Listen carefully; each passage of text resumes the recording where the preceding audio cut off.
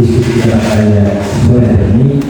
Langsung saja terkait dengan diskusi kita hari ini, berbicara terkait dengan tema yaitu revisi Undang-Undang Mineral dan Batubara, apakah solusi atau musibah? Seperti yang kita ketahui bersama, teman-teman juga pasti sudah mengetahui bahwasanya revisi Undang-Undang Mineral dan Batubara ini kan menuai banyak problematik di tengah masyarakat, gitu. Baik daripada proses revisinya hingga pasal-pasal permasalahan. Hari ini kita sudah kedatangan narasumber debat kita yang mungkin akan saya perkenalkan, kemudian nanti akan saya minta untuk duduk di posisi yang sudah disediakan di depan. Yang pertama ada Pak Bisman Baktiar selaku ahli hukum pertambangan. Mungkin Pak Bisman Baktiar bisa mengambil posisi di depan.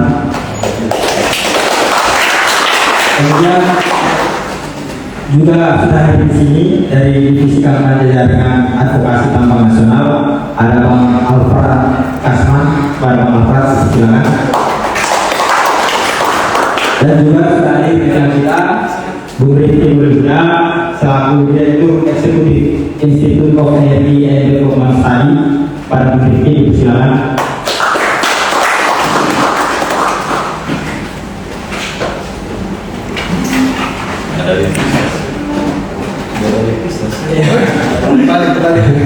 Oke, teman-teman semua.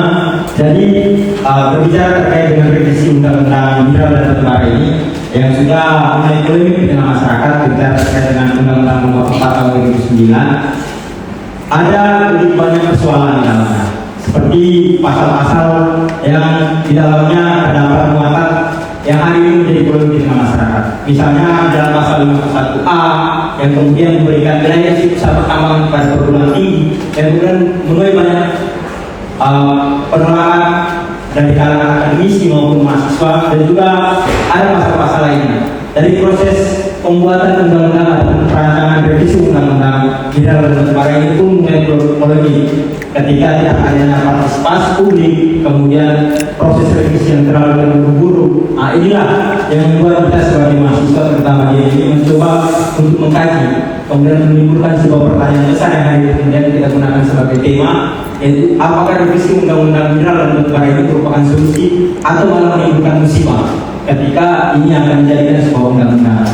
Mungkin saya persilakan yang pertama kepada Pak Bisman Baktiar dulu, dari sini ada dari Pak Baktiar dulu selaku ahli hukum pertambangan bersama, untuk bagaimana mencoba untuk memberikan pandangannya agar kita semua bisa menjawab mungkin terkait dengan pertanyaan besar kita, apakah revisi Undang-Undang Mineral dan Batubara ini merupakan solusi atau malah menimbulkan musibah.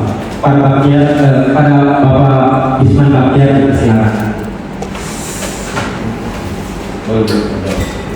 Iya. Tidak ya.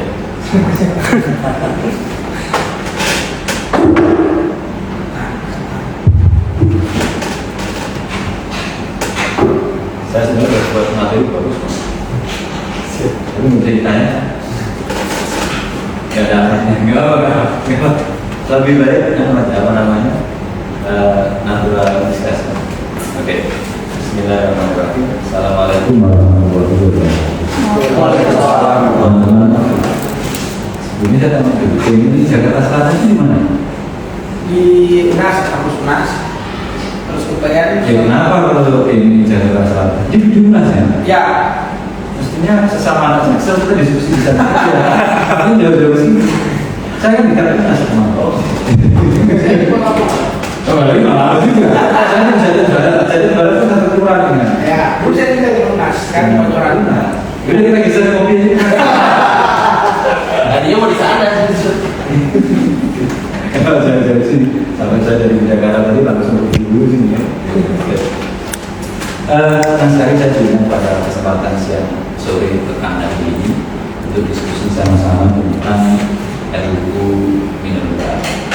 Diskusi RUU Mineral ini mengingatkan saya kepada sekian tahun yang lalu, khususnya di tahun 2019 dan tahun 2020. Tahun 2019 itu saya masih menjadi tenaga ahli di DPR RI Komisi 7. Itu masa terakhir saya jadi tenaga ahli. Di 2019 bulan September Oktober demo luar biasa besar di luar DPR, di jalan-jalan DPR. Bahkan saya mau masuk DPR itu yang bisa dikawal, ya. Dan di dalam itu mau kita menikmati dulu. Teman-teman di dekatnya stasiun Palmerah itu bom molotov dan sebagainya, sementara DPR di belakang. Jadi kita bisa melihat dari luar DPR kita, dan itu sudah luar biasa. Salah satu isunya waktu itu dengan apa itu KPK, KPK, pertanahan, omnibus dan minerba. Sehingga pada 2019 undang-undang minerba tidak jadi disahkan. Karena yang demo mahasiswa dan anak STM. Artinya waktu itu berhasil mendesak dan mendorong DPR itu tidak mengesahkan RUU. Dan 2020 saya sudah resign dari DPR, dan 2020 itu ternyata lanjut pembahasan RUU minerba. Dan ternyata tidak ada demo, karena dibahas pada saat tengah-tengah COVID. Dan bahasanya juga saya pulang mau demo di mana? Artinya saat itu undang-undang minerba bisa melenggang mulus, lancar jaya tanpa ada halangan. Setelah tahun 2019 ada halangan, tapi di tahun 2020 tidak ada halangan. Salah satu yang mendasari bahwa saya tidak utama sih itu adalah di 2019 itu tekanan luar biasa. Salah satu tugas saya kan saya bagian itu legislasi untuk membuat rapat itu terlegitimasi atau tidak kan pimpinan komisi dan anggota komisi kan selalu tanya pada saya. Waktu itu rapat di hotel ini kan sudah tahu fraksinya apa masalahnya tidak bisa ngambil coba saya jelaskan dalam hati saya kalau mengambil keputusan ambil saja kenapa urusannya saya mereka yang punya kewenangan, tapi mereka selalu mencoba harus dilegitimasi bahwa dari sisi aspek proses itu mereka yang harus mendrive. Di suasana hotel yang sangat dingin karena itu saja penting. Karena kalau mau apa adanya kan gak enak. Pasal 1 kan pimpinan dan anggota DPR tidak bisa salah. Pasal 2 kalau pimpinan dan anggota DPR salah kan baru berasa jadi ya kita kan nggak bisa berarti pokoknya. Nah, dan saat itu teman-teman semuanya praktek transaksional itu benar terjadi. Oleh karena itu kalau ada isu-isu dan sebagainya tentang pembahasan undang-undang itu ada sesuatu yang melatar ya itu bisa terlibat. Oleh karena itu betapa pentingnya kita mengawal apa namanya setiap undang-undang yang diproses oleh DPR. Dalam konteks itu, sebelum saya masuk ke substansi undang-undang menyebutkan bahwa Indonesia ini adalah negara yang dikaruniai oleh kesamaan kuasa sumber daya alam yang luar biasa. Oh iya, untuk kepentingan konten harus ambil foto juga, harus masuk ke medsos saya dengan game perlu jadi nanti perlu cek my photo please.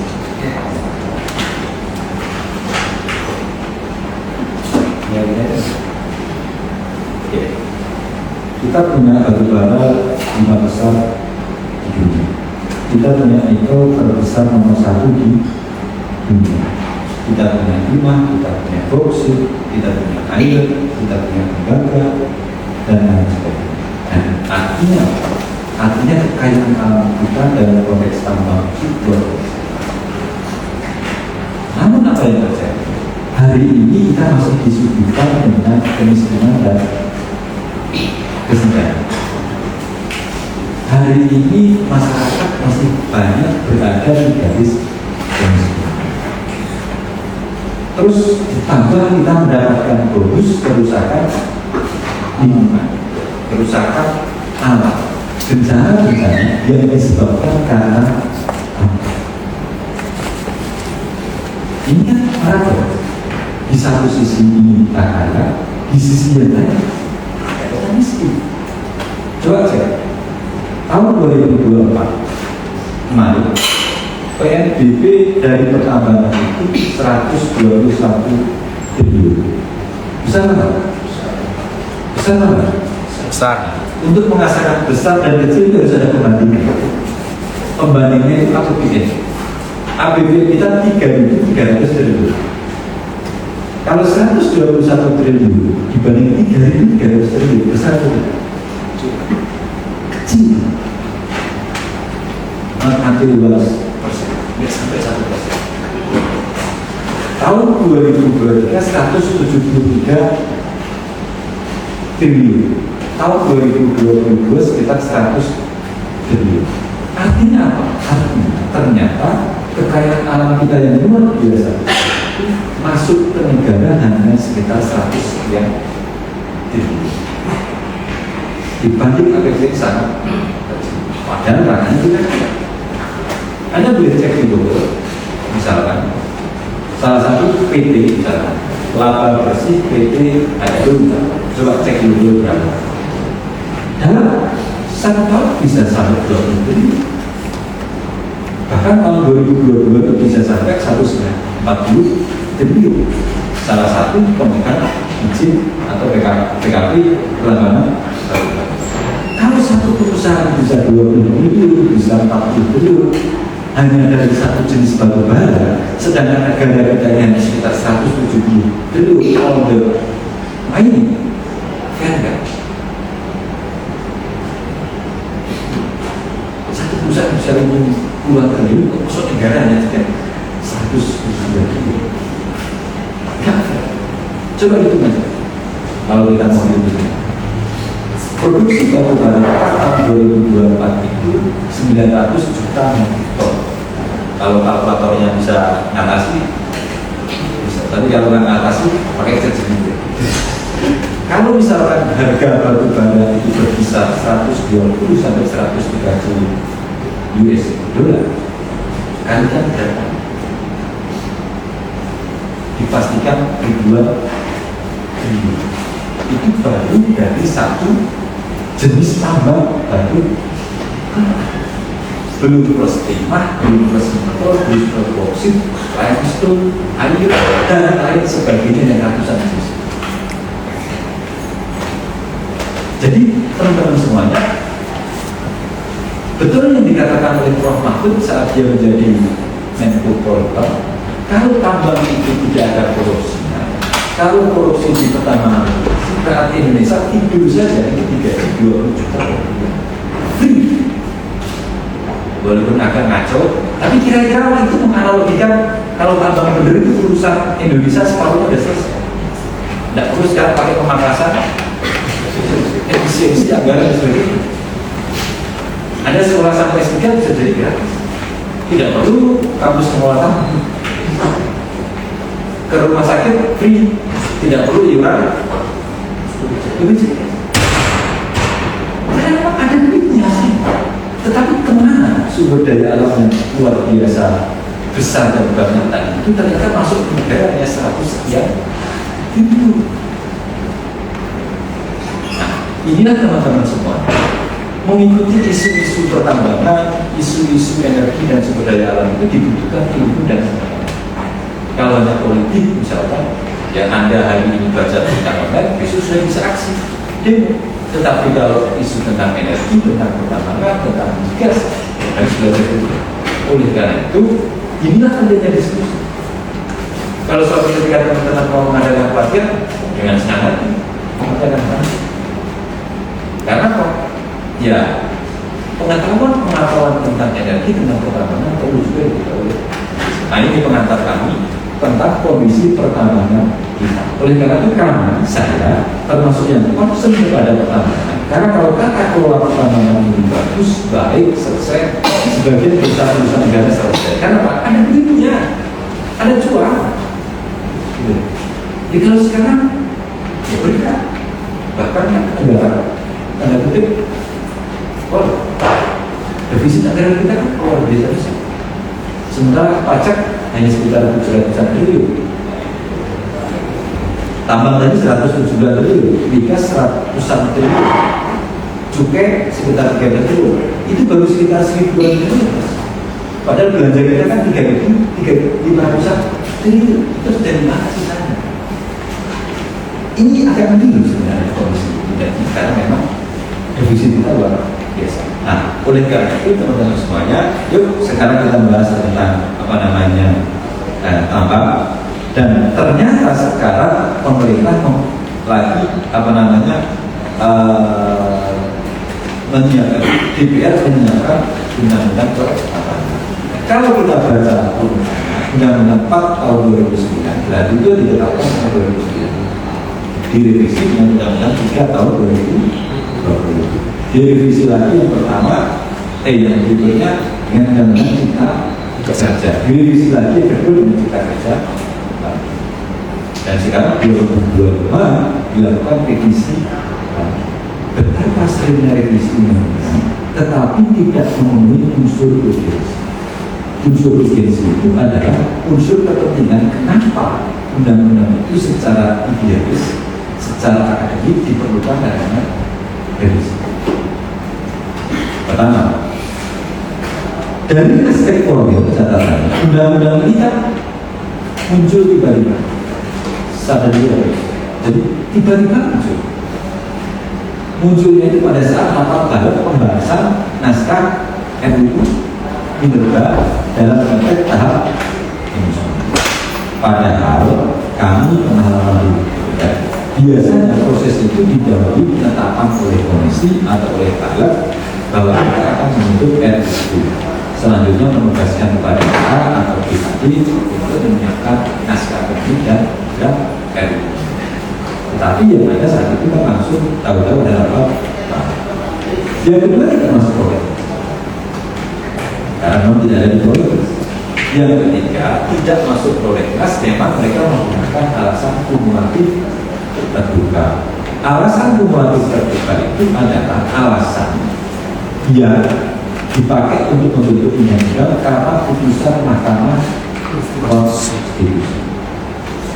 Memang benar Mahkamah Konstitusi memberikan putusan atas undang-undang yang pertama di bulan Desember tahun 2020. Ada beberapa terhadap undang-undang mereka terkait dengan eksistensi ormas keagamaan mendapatkan prioritas. Dan ternyata putusannya ditolak. Artinya ditolak adalah bahwa dari sebuah peraturan dari konstitusional terkait dengan ormas.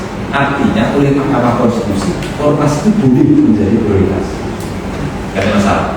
Termasuk PP 25/2004 itu tidak disalahkan. Dan itu suka tidak suka, mau tidak mau, Mahkamah Konstitusi sudah menyatakan demikian. Artinya tidak ada problem konstitusional terhadap undang-undang Minerba terkait pemberian ormas. Oleh karena itu, kalau hari ini melakukan revisi dasar undang-undang tentang itu tidak. Yang kedua, dikatakan dasarnya putusan Mahkamah Konstitusi tahun 2020. Putusan Mahkamah Konstitusi tahun 2022 itu terkait jaminan pemanfaatan uang. Dan itu ada di pasal 17. Itu jaminan. Menggunakan putusan tahun 2020. Tahun 2020 itu putusan tentang jaminan perpanjangan KK dan PKP 2. KK itu kontrak karya, PKP 2 itu perjanjian karya pengusahaan tambangan batu bara. Artinya kalau mau mendasarkan putusan Mahkamah Konstitusi, ya cukup pasal 17 dan pasal 169. Itu pun kalau tidak diubah tidak dapat, karena putusan Mahkamah Konstitusi itu sudah jelas. Bla bla bla sepanjang undang-undang. Artinya apa? Tidak terjadi kekosongan hukum. Karena tidak terjadi kekosongan hukum, maka tidak memenuhi urgensi untuk dilakukan revisi. Tapi kan mereka melakukan revisi. Artinya apa? Tujuannya bukan murni karena putusan Mahkamah Konstitusi, karena ada kepentingan untuk bagi-bagi atau upaya-upaya yang lain. Bandingkan dengan Undang-Undang Migas. Undang-Undang Migas diputus oleh Mahkamah Konstitusi tahun 2012. ada 16 pasal dinyatakan inkonstitusional. Dan salah satunya adalah pembubaran namanya BP Migas. Dan dibentuklah namanya SKK Migas yang sifatnya sementara. Bahkan di putusan Mahkamah Konstitusi itu ada direction, ada perintah Mahkamah Konstitusi untuk DPR dan pemerintah untuk bidang tapi sampai hari ini tidak ada pengganti 2012 sekarang 2013 tahun dan yang keras-keras karena saya ketua tim dari sini. Jadi prestasinya saya sebagai ketua tim dari sini Migas ya gak selesai. Jadi kalau suatu ketika tanya tentang migas apapun, ya bisa saya jawab. Kecuali tanya kapan selesainya. Artinya kalau DPR itu beralasan urgensi berdasarkan putusan Mahkamah Konstitusi, mestinya undang-undang migas telah harus lebih dulu dilakukan perubahan. Sudah 13 tahun tidak diapa-apain. Dan itu terjadi kekosongan hukum. Faktanya SKK Migas itu sementara, tapi sampai hari ini kan tetap sampai 13 tahun. Nah, itulah teman-teman yang kami hormati dari aspek formil sebenarnya tidak memenuhi persyarat. Yang berikutnya, ini dibahas di masalah penyusunan. Apakah boleh? Boleh, tetapi dengan dua syarat. Satu, izin dari pimpinan DPR, saya kira pasti dapat izin. Yang kedua, betul-betul ada urgensi. Padahal dibahas di masa tidak reses kan bisa. Kalau dia di masa reses berarti dianggap undang-undang pertambangan ini betul-betul urgen, harus cepat selesai. Dan yang undang-undang migas 13 tahun tidak selesai biasa. Ya. Kenapa undang-undang pertambangan ini harus segera selesai? Ini yang jadi pertanyaan kita sama-sama. Yang berikutnya tidak ada partisipasi publik, tidak transparan juga. Termasuk sekarang kan ini sudah ada sekian ratus ribu. Tapi kan teman-teman apa bisa mengakses ini? Kalau kita tidak bisa mengakses ini, bagaimana kita akan melakukan pemantauan, monitoring dan mengikuti RDP? Nah, termasuk desainnya, pembicaraan tingkat 1 didesain super katanya 18 Februari nanti akan di saya ditanya wartawan tadi sebelum berada ke sini, mungkin tidak Pak, dia berbahasa Indonesia. Ya mungkin sekali. Karena sudah ada dulu melanggar pemerintah kemudian, sehingga pembahasan itu bisa jadi sifatnya hanya formalitas. Tidak ada dinamika itu satu. Yang kedua, di DPR itu sekarang tidak ada kekuatan pemerintah yang betul-betul kuat. Ya kan? Oleh karena itu, ya pasti terus. Nah, dan kita tinggal kepada PDI perjuangan. Tapi saya kira nggak suka, pasti juga akan mulus urusan. Kalau untuk dia tetap suara juga akan. Kalau dalam konteks pengambilan keputusan di komisi maupun paripurna. Nah, inilah teman-teman yang kami hormati beberapa catatan-catatan dari aspek formil. Aspek formil ini sebenarnya bisa menjadi alat kita kalau nanti kita akan melakukan judicial review, uji materi dari aspek formil. Tinggal apa yang kita diskusikan tadi itu dicari buktinya. Contoh, tidak transparan buktinya apa? Tidak melibatkan partisipasi publik buktinya apa? Muncul tiba-tiba buktinya apa? Dibahas dalam proses buktinya apa? Kita bukti. Nah, bukti inilah yang suci. Karena kan saya juga pernah di jalan, kita kan pintar juga ya, gitu. Jadi itulah teman-teman yang kami hormati beberapa hal terkait dengan aspek formilnya. Yang berikutnya terkait dengan aspek material, ya kan? Terutama di pasal 51. Saya tidak akan bacakan pasalnya, tetapi gambarnya begini sudah. Intinya ada pihak-pihak yang akan mendapatkan prioritas. Dan dengan prioritas itu maka tidak diperlukan lelang. Lelang itu adalah sebuah mekanisme yang dianggap paling fair. Karena dengan lelang itu nanti akan diuji kemampuan finansial, kemampuan manajemen, dan kemampuan keteknikan. Mana yang paling bagus dan mana yang memberikan keuntungan dan negara paling besar. Yang kedua, dengan lelang itu dianggap cara yang paling fair untuk menjaga polusi, korupsi, dan tersekongkol. Tetapi ternyata ada klausula pemberian prioritas. Yang belum jadilah. Bedanya, kalau di undang-undang lama existing, yang bisa mendapatkan prioritas tanpa lelang itu hanya 1 BUMN, 2 BUMD, just the two, hanya 2. Baru melalui Perpres 25 tahun 2024 tambah lagi ya, Ormas hanya 3 itulah yang mendapatkan prioritas menurut Undang-Undang 3 tahun 2020 dan putusan Mahkamah Konstitusi dan Perpres 25 tahun 2024. Ini akan ditambah lagi di samping BUMN, BUMD, Ormas, perguruan tinggi, sama UKM, sama badan usaha swasta lain. Ini berbahaya. Perguruan tinggi yang akan kita bahas, tapi UKM dulu, usaha kecil itu adalah usaha yang skala modalnya 1 sampai 5 miliar. Mampu nggak usaha kecil dengan modal 5 miliar secara sama yang sebenarnya salah satu karakteristiknya adalah high capital, perlu modal besar. Ya nggak mampu kalau itu logam, mineral logam atau batu. Tapi kalau tambang pasir mampu. Tapi kalau tambang pasir, tanah, batu itu kan sudah ada mekanisme dengan namanya pemberian IPR, izin pertambangan rakyat. Nah, isunya UKM itu bisa diberikan lokasi tambang sampai 2.500 hektar. Bro, itu besar. Kalau Anda mendapatkan 1.000 hektar nikel saja, kalau itu bagus hasilnya, 3 bulan nggak akan habis. Mau beli mobil apa pun beli. Bang Dede punya lokasi tambang belum? Iya. Punya saya. Iya. Emas kayaknya.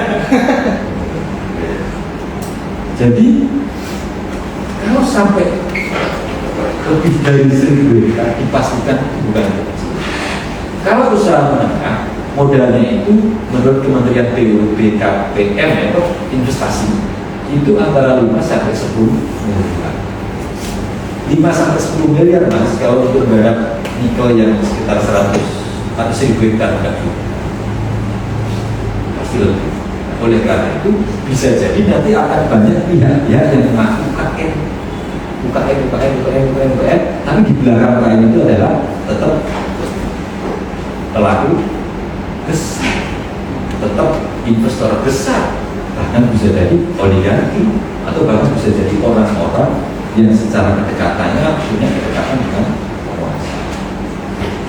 Nanti saya kira tidak hanya perguruan tinggi UKM, organisasi semacam BMI siap-siap saja mengelola tambang. Oleh karena itu, dia pelatihan tambang, siap-siap.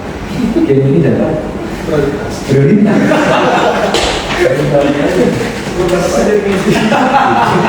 Kalau belum dapat, teriak dan kepala tangan kiri. Kalau sudah dapat, diem aja. Ya. Nah, oleh karena itu, belum lagi badan usaha swasta lainnya ditentukan itu. Oleh karena itu, fokus kita jangan hanya perguruan ke UKM dan ke badan usaha swasta lainnya. Artinya begini teman-teman semuanya, siapapun dia sepanjang dikehendaki oleh pemerintah bisa dapat lokasi tambang. Caranya apa? 1, di-stempel prioritas, 2, di-stempel di bisnis. Oleh karena itu mendekatlah, merapatlah, berangkat juga. Lumayan, kalau dapat lokasi tambangan. Ini teman-teman semuanya beberapa hal yang terkait dengan isi RUU, beberapa poin-poin kritis yang itu sebenarnya perlu dicermati agar fokus kita tidak selalu ke perguruan tinggi. Bahkan statement Menteri Hukum kemarin cukup bagus, bisa jadi perguruan tinggi tidak mendapatkan lokasi tambang, tapi nanti akan dikelola oleh BUMN atau sebagai perantaranya perguruan tinggi. Itu kan sudah lumayan bagusnya. Bahkan bisa jadi ketentuan tentang perguruan tinggi tidak, tapi ketentuan tentang UKM dan badan usaha swasta bisa jadi masih eksis. Masih ada waktu nggak? Masih ada. Kalau masih ada lagi. Kalau belum, masih kita diskusi. Oke. Ya. Rekan-rekan yang bermanfaat. Pertama, tambah untuk perguruan tinggi. So what? Apa masalah? Pertama pasti tidak sesuai dengan Tridharma perguruan tinggi. Tridharma itu kan pendidikan, riset dan pelatihan.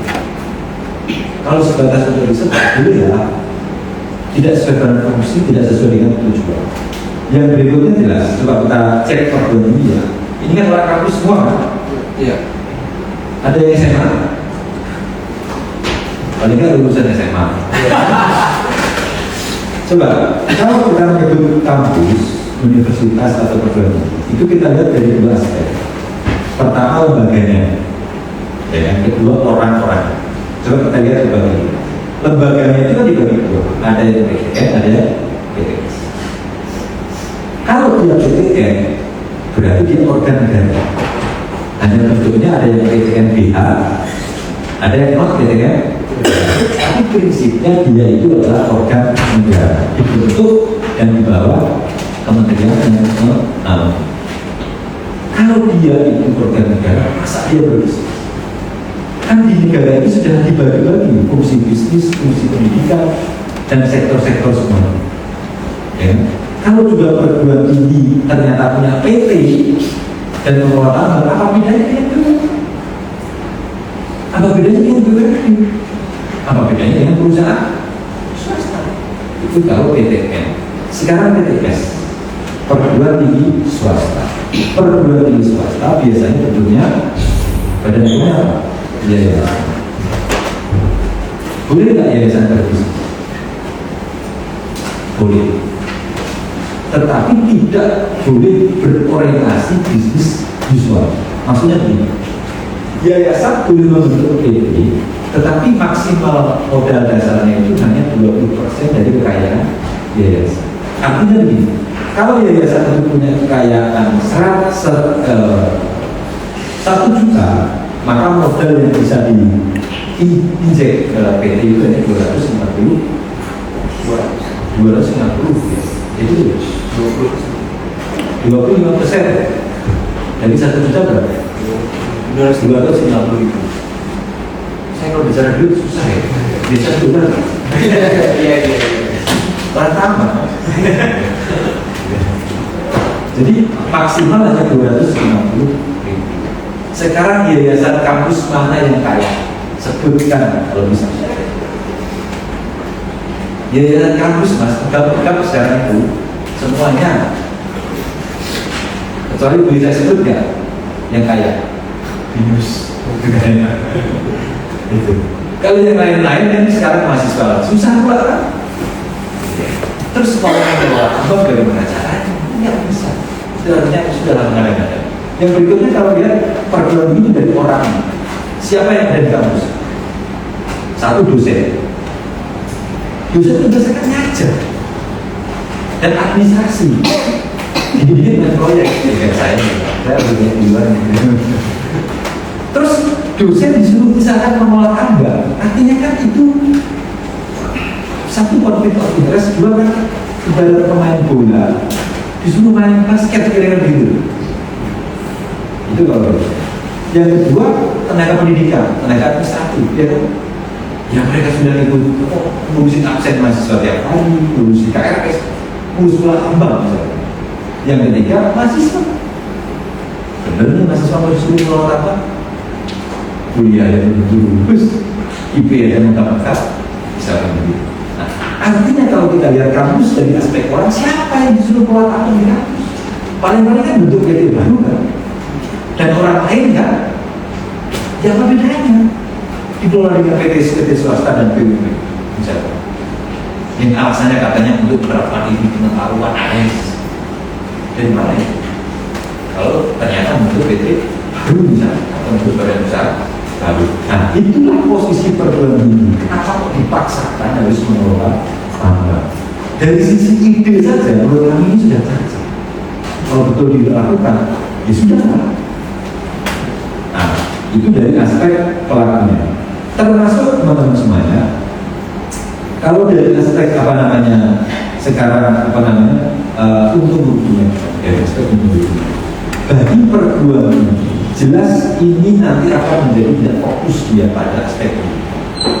Yang kedua juga berpotensi konflik. Sudah, saya udah banyak ngurusi sengketa tambang. Saya tahunan dari lawyer di tambang. Konfliknya luar biasa. Saya baru di sini tadi itu ngisi pelatihan sampai mendarat tinggal dari Jakarta. Tapi saya latih pengacara yang mau asesmen tentang pengacara utama. Jadi mereka orang-orang hukum yang ingin belajar tentang utama. Minggu lalu saya melatih atau memberi pelajaran kepada inspektur tambang SN di Kementerian. Mereka orang-orang tambang yang ingin belajar hukum. Pasca orang hukum ingin belajar tambang, orang tambang ingin belajar hukum. Tetapi yang orang hukumnya tambang pun tidak sesuatu. Nah itu pertama saja.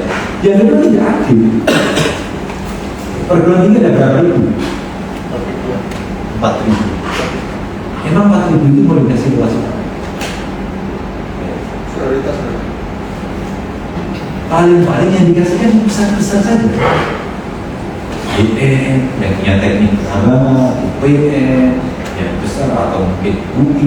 Yang kalau yang sudah besar-besar dan tajir, Mas. Ngapain yang besar dan sudah kaya bahkan itu menjadi prioritas? Maksudnya kan kampus-kampus kecil yang di pelosok, kampus-kampus kecil yang susah, kampus-kampus swasta yang nggak punya biaya, itu kan yang mestinya andai harus diperhatikan. Oleh karena itu ide memberikan kampus swasta tambang itu nggak bisa. Ini orang tidak adil. Kalau misalkan saya kampus A, ini kampus B, kalau lu bikin apa? Atau misalkan yang dapat kriteria ini, kampus yang dapat tambang hanya yang punya teknik pertambangan saja, bisa dihitung. Unsri, ITB, UGM, UPN, yang lain lewat itu barang, misalkan padahal tambang ini kan multi di situ. Tapi kalau kampus yang tidak ada teknik pertambangan yang dikasih tambang, alasannya ini belajar apa? Kita pasti akan menghayat orang. Nah, ini nggak bisa orang lain. Nah, yang berikutnya bagi tambang, apa kemudiannya pasti akan eksploitasi. Sekarang ini sudah luar biasa. Bagi pada targetnya 900 juta meter, nikel juga kencang-kencangan, artinya sangat betapa eksploitasi. Saya kira nanti tentang Jatang yang jauh lebih paham kalau ya, menjadi nggak sehat daya dukung ini, apalagi tambah ormas, ditambah kampus, tambah UKM. Selesai kita tambah. Yang kedua itu melanggar persaingan usaha yang sehat. Badan usaha yang lain itu dia dengan lelang, sementara ada pihak-pihak yang berkompetisi tidak dengan lelang. Tidak ada kondisi yang equal. Artinya terjadi inequal dalam bisnis manajemen, not proporsional. Jadi tidak fair. Pasti berpotensi undang-undang yang judicial review berpotensi juga dipersidangkan di KPPU. Nah, ini teman-teman semuanya beberapa hal terkait itu. Sekarang kata-kata akhirnya solusinya bagaimana? Solusinya agak sulit, tapi nggak ada duit cuma ya alokasikan saja ke APBN ya, dana pendidikan ya kan? Karena apa? Kalau pengelolaan tambang yang benar, otomatis APBN-nya juga akan membengkak, pendapatan negara juga akan besar. Itu jauh lebih fair. Yang kedua, ini usulan saya pribadi dan pusat, bisa dibentuk dengan namanya mining fund. Ini belum ada istilah. Jadi ada sebuah terminologi mengumpulkan dana yang sifatnya iuran dari perusahaan-perusahaan atau sifatnya sekian persen dari PNBP, pendapatan negara bukan pajak, distempel dikelompokkan dalam satu wadah namanya mining fund. Yang itu penggunaannya ada dua hal. Satu, untuk mining sustainability, untuk tambang berkelanjutan, buat pendidikan. Nggak boleh juga. Hanya tinggal 30% saja yang mau riset dibiayai. yang mau pelatihan dibiayai, yang mau sekolah luar negeri dibiayai, yang kampus mau upgrade dibiayai, itu jauh lebih bagus.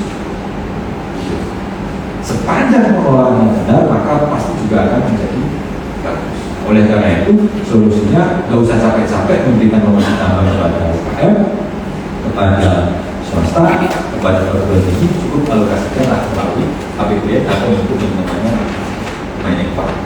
Jadi teman-teman yang kami hormati, catatan akhirnya RUU Minerba tidak ada urgensi. Ini hanya legitimasi bagi-bagi saja. Jadi karena nggak ada urgensinya, kasihan sama Bapak PBRI, stop saja. Stop saja. Nggak ada kekosongan. Kalau undang-undang itu tidak ada, kalau RUU tidak ada, undang-undang eksistennya tidak. Yang kedua, lebih baik fokus pada perbaikan tata kelola tambang dan berantas korupsi. Kalau benar dana yang dikorupsi timah itu 300 triliun, itu kan sudah lebih dari cukup. Itu baru satu lokasi timah di Bangka Belitung. Belum nikel, belum boksit, belum batu bara dan lain sebagainya, misalkan. Ya kan? Artinya sebenarnya sudah terbukti kita itu kaya, hanya semua duitnya kemana-mana. Yang ketiga, dialokasikan ke perguruan tinggi melalui APBN.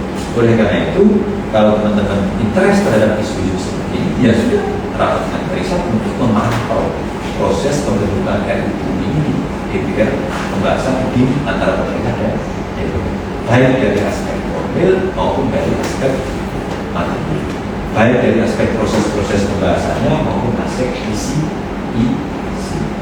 Itu teman-teman yang bisa kami sampaikan. Terima kasih Mas Bro Margaret, dan nanti bisa kita lanjutkan dalam sesi diskusi. Terima kasih Pak Muhammad ya yang sudah memberikan tanggapannya. Interupsi betul. Kopi ini biasa atau untuk saya? Untuk Pak Wisma. Oh ya.